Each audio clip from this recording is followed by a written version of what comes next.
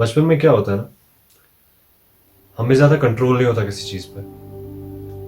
हम कहाँ जाते हैं, हम क्या खाते हैं पीते हैं, किस स्कूल जाते हैं, किस रिश्तेदार के यहाँ जाते हैं।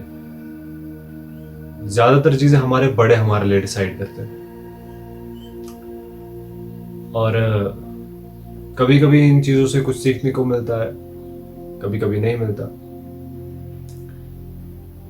मेरे घर के साइड में एक बहुत पुराना रेडियो स्टेशन है, काफ़ी पुराना, 60 साल शायद।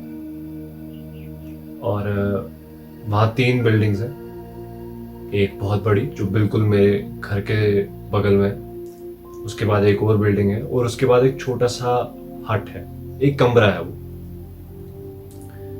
गवर्नमेंट की प्रॉपर्टी है। तो गवर्नमेंट हर साल एक वॉचमैन भेजती थी जो सारे रेडियो स्टेशन की देखभाल करता था। और इसी तरह जब मैं 5 साल का हुआ तो एक वॉचमैन अंकल आए थे।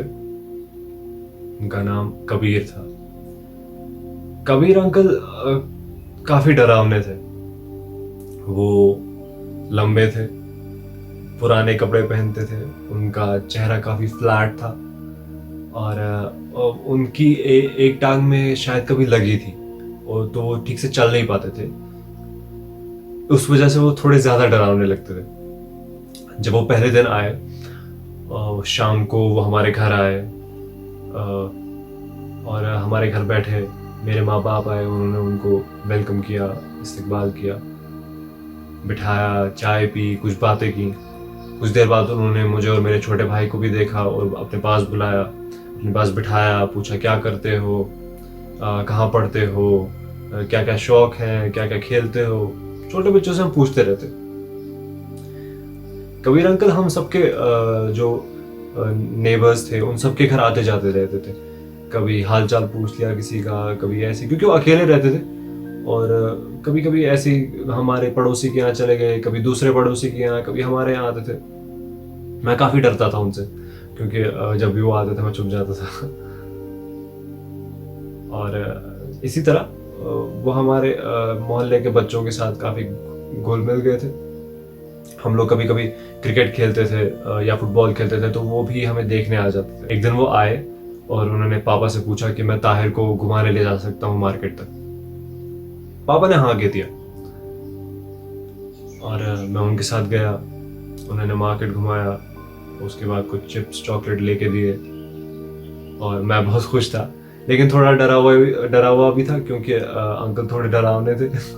लेकिन मैं खुश था क्योंकि चिप्स चॉकलेट मिल चुका था। और उन्होंने जब हम वापस आए तो वो मुझे घर लेके नहीं गए, वो मुझे अपने घर लेके गए जहाँ वो रहते थे, वो एक कमरे में।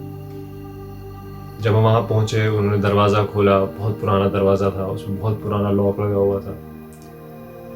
और उन्होंने दरवाज़ा खोला, हम अंदर गए। सबसे पहले एक छोटा सा कमरा था जिसमें उनका स्टोव, उनके कप्स, 2 कप्स थे वहाँ पे, और उनके प्लेट, और उनका छोटा सा किचन जैसा था।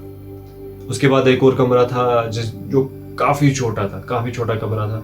उसमें एक बेड था, और बस मुझे लगता नहीं और उसमें कुछ पहुंच सकता था, काफ़ी छोटा था वो। थोड़ी बैठने की जगह थी नीचे। कबीर अंकल बेड पे बैठे और मैं नीचे बैठा, क्योंकि हम लोग अपने बड़ों के साथ नहीं बैठते लेवल पे, हम नीचे ही बैठते थे। अंकल ने काफ़ी बार पूछा कि क्या खाओगे, अरे कुछ तो खा लो, ऐसे कैसे। मैंने काफ़ी बार मना किया, बट उन्होंने बोला नहीं चाय पी लो। मैंने कहा चलो ठीक है, चाय दे दीजिए। उन्होंने वो चाय लेके आए, मैंने चाय पी, कुछ बिस्किट्स दिए, उन्होंने वो खा लिया। वो चाय का कप वापस अंदर गए, लेके गए, धोया, और वापस अंदर आए और बेड पे बैठे, क्योंकि वो नीचे नहीं बैठ पाते थे, उनकी टांग में प्रॉब्लम थी। और वो बेड पे बैठे और मुझे अपने पास बुलाया। अब मैं गया, मैं 5 साल का था। मैं गया, मैं उनके साइड में बैठा। उन्होंने अपना हाथ मेरे कंधे पे रखा, और उन्होंने कहा, ताहिर, जब तुम बड़े हो जाओगे एक अच्छे आदमी बनना। तुम एक अच्छे घर के हो, उस चीज़ का एहतराम करना। और कभी अगर तुम्हें कोई तकलीफ पहुंचाए तो वापस कभी उसे तकलीफ मत पहुंचाना, क्योंकि खुदा सब देख रहा है, अल्लाह सब देख रहा है, वो इन चीज़ों को संभाल लेगा।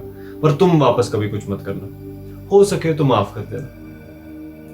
फिर उन्होंने कुछ अच्छी बातें बताई, कुछ स्टोरीज बताई, कुछ कुरान की वर्सेस बताई, हमने कुछ जोक्स बताए, मैं हंसा, वो हंसे। और शाम का टाइम होने लगा, उन्होंने घर वापस छोड़ दिया मुझे। मैं अकेले नहीं जा सकता था, हालांकि घर बिल्कुल बगल में था, मैं अकेले नहीं जा सकता था क्योंकि बाहर बहुत कुत्ते होते थे, तो मैं थोड़ा डरता था। तो उन्होंने वापस घर छोड़ दिया। और फिर उसके बाद अंकल आते रहते थे, फिर आते रहते थे, और मैं डरना बंद हो गया उनसे। मैं फिर नहीं डरता था, मुझे काफ़ी अच्छे लगने लगे वो। काफ़ी बार वो घर आते थे, हम लोग कभी कभी साथ में क्रिकेट भी खेलते थे। और